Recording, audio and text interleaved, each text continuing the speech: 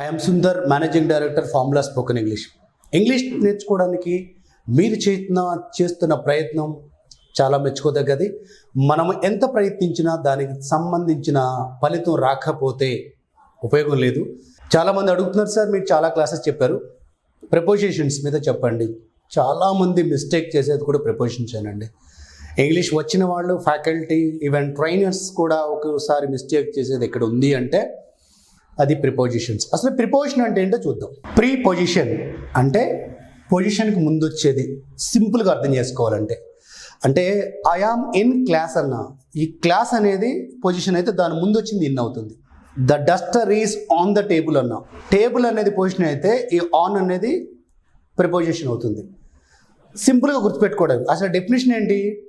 Preposition shows the relationship between subject and remaining part in the sentence. ఒక వాక్యంలోని సబ్జెక్ట్కి మిగతా భాగానికి మధ్య సంబంధాన్ని తెలియజేసేదాన్ని ప్రిపోజిషన్ అంటున్నాము. సో చాలామంది మిస్టేక్ చేస్తారు. ఎందుకంటే మీకు సింపుల్ ప్రజెంట్ ఉంది, టెన్సెస్ ఉన్నాయి, మిగతా వాటికి రూల్స్ స్పష్టంగా ఉన్నాయి. ఈ స్ట్రక్చర్లో వెళ్ళాలి, ఈ రూల్ ఫాలో అవ్వాలని చెప్పి. రూల్స్ లేకుండా ఉన్నది ఎక్కడంటే ప్రిపోజిషన్ దగ్గరే. అంటే దాని ముందున్న వర్బ్ని బట్టి చాలాసార్లు ప్రిపోజిషన్ డిసైడ్ అవుతుంది. కాబట్టి చాలామంది ప్రిపోజిషన్స్ మిస్టేక్ చేస్తారు. అందుకే సార్ నాకు భయం, ఆ భయం వల్ల నేను ఇంగ్లీష్ మాట్లాడే తప్పు. అలా అనుకోవద్దు. మీరు మాట్లాడుతూ ఉన్నప్పుడు మాత్రమే మిస్టేక్స్ తెలుస్తాయి. నిజంగా మీ మిస్టేక్స్ చూసి ఎవడన్నా నవ్వాడు అనుకుందాం, వచ్చిన వాళ్ళు ఎవరు నవ్వరు. నవ్వుతున్నాడు అంటే వాడికి కూడా రాదు. ఒక రానివాడు నవ్వుతుంటే మీరు పట్టించుకోవాల్సిన అవసరం లేదు. ఈ ప్రపంచంలో ఎవరు కూడా పూర్తిగా ఏ విషయం తెలియదు. నాకు కూడా ఇంగ్లీష్ ట్రైనర్గా ఒక 20 years వర్క్ చేస్తున్నాను. నాకు తెలియని విషయాలు ఉండొచ్చు, తెలియని పదాలు ఉండొచ్చు, తెలియని సెంటెన్సెస్ ఉండొచ్చు.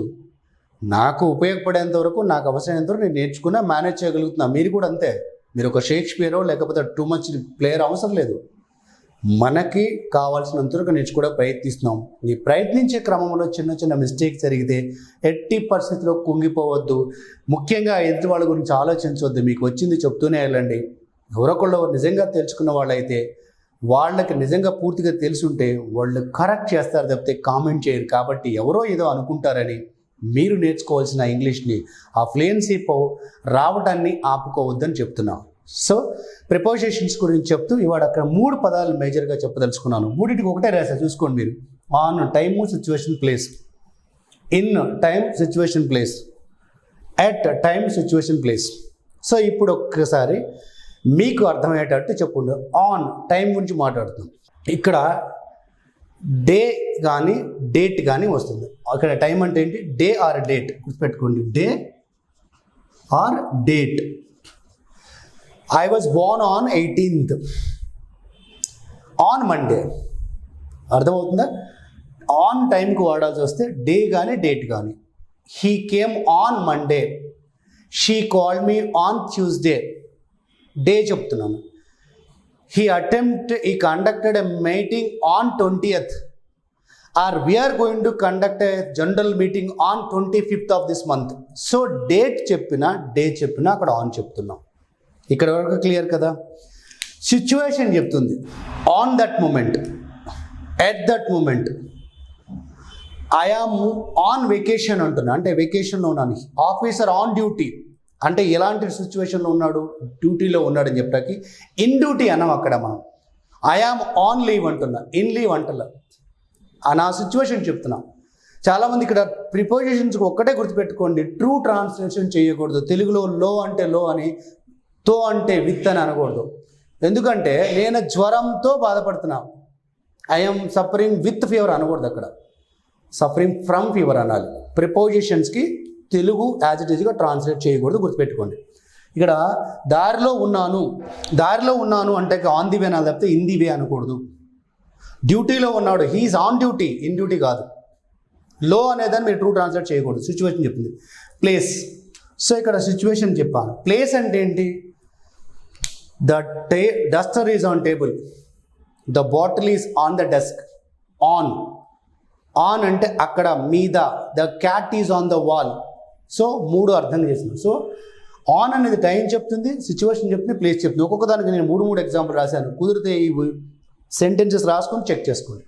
ఇన్ అని చెప్పడానికి కూడా టైం పడుతుంది. మళ్ళీ ఏం చెప్తాను నేను? ఇక్కడ ఏం చెప్తాను నేను? ఇయర్ చెప్తున్నాను, మంత్ చెప్తున్నాను, సీజన్ కూడా చెప్పొచ్చు. Year, month and season. She came in summer. He was Born in 1977. Month, he called me in the month of April. So month చెప్తున్నాను, ఇయర్ చెప్తున్నాను, సీజన్ కూడా in summer, in winter, in rainy season. So season చెప్పడానికి, year చెప్పడానికి, month చెప్పడానికి ముందు in వాడతాము. ఇప్పుడు నేను మళ్ళీ చెప్తున్నా. He was Born on 18th in July. She has established a company on 1st in the month of April.